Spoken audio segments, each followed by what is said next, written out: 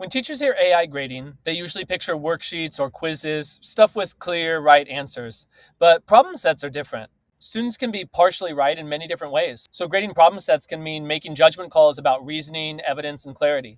That's exactly where grading takes the most time and where consistency is hardest. GradingPal is an AI-powered teaching assistant specifically designed to help teachers with the workflow around grading. In this video, you're going to see how it can help you with problem sets. This is a middle school life science problem set about blood doping and cellular respiration. Students analyze a diagram and then make predictions about how oxygen moves through the body.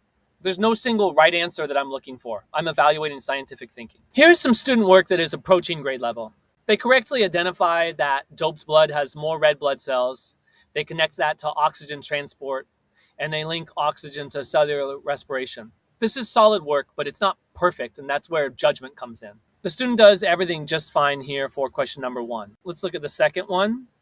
This is where they lose some points. So the strengths say that they correctly stated that blood doping leads to more oxygen in the blood. And the strengths say that they connected higher oxygen to athletic performance and reduced tiredness. Okay, so let's see why they missed 2 points. What are the areas of improvement? It says they need to explain how blood doping increases oxygen, specifically mentioning red blood cells and hemoglobin. So there's some content-specific vocabulary here that the child is missing.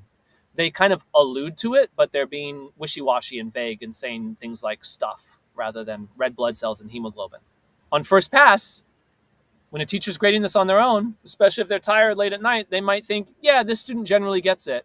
And the AI can be there to just catch things for you like this content-specific vocabulary that needs to be in there to really be completely getting full credit. Let's look at another one here where the student didn't quite get full credit. Again, they got 3 out of 5 on this problem as well.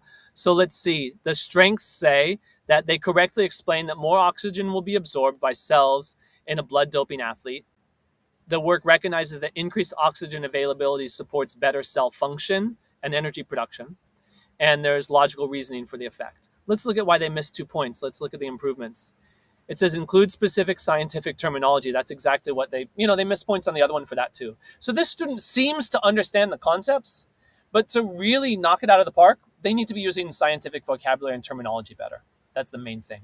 Look, this is related to that. It says avoid generalizations. So generally, this child gets the idea, but they need to be pushed to be more specific, and the AI is really going to help a teacher do that.